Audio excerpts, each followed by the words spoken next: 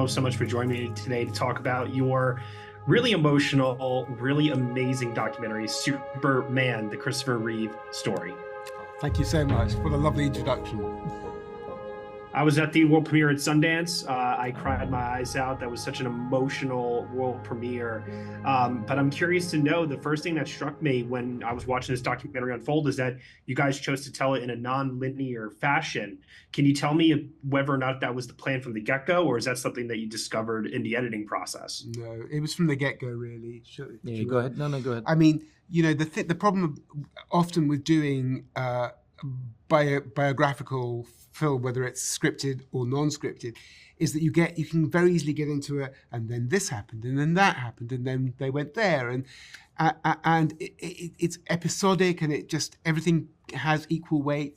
So how do you lift a biographical story and turn it into a film story? And I think we felt very strongly that the real kind of, if you like, 3-act story in this film was from the lowest ebb of the story, when Christopher wakes up after his accident and realizes that maybe it's not worth living because he can't breathe on his own. He's quadriplegic. The prognosis is really not good. And how do you then discover a sense of something to live for, a new, fresh purpose? How people rallied around him, lifted him, how he lifted them, how he went out into the world as an advocate. That's an unknown story for a lot of people. They know a little bit about it, but that's really where the emotional arc of the film lay for us. And then you could sort of like, what we realized is when we laid that story out and put it with the story of his life before the accident, there were all these sort of like little rhymes and mirrors and callbacks that we could sort of like somehow use to segue between the past, the flashbacks to his life before his accident, which has a nice narrative arc itself, and our A story, as you put it earlier. That's it. Is there anyone, because you guys had unbelievable access, so many interviews with people I would not have expected to hear from in this.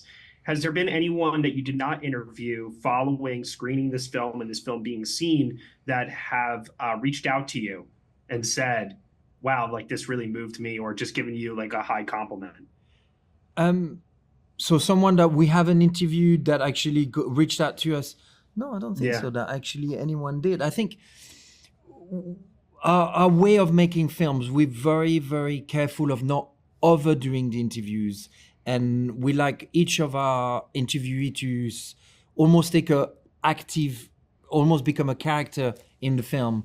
So if we suddenly have loads of people talking about pre-fame, or talking about what Superman meant, or just too many family members, 5 brothers and sisters, and we just want to, we sparingly use the people, so they all, and each of the audience can start identifying and get a connection with the people, because we don't want commentators that just have one-liners. You know, there are certain films that use that. That's not the way we work. So we want each of the characters to take on a role, and then we can grow from that. But no one actually reached out to us after that.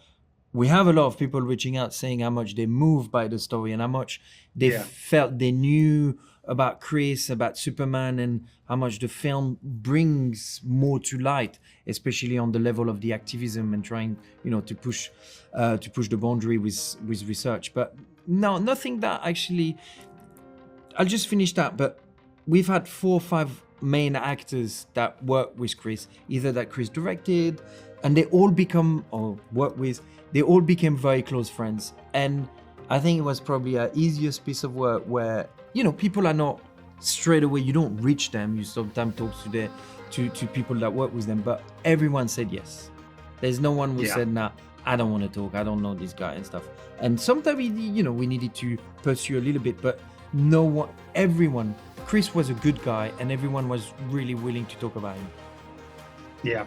Well, I think this documentary is definitive on his life, his work, the people he touched.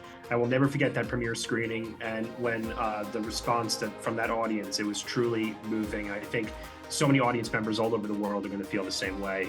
Peter, Ian, congratulations to both of you, and thank you so much for your time. Thank you.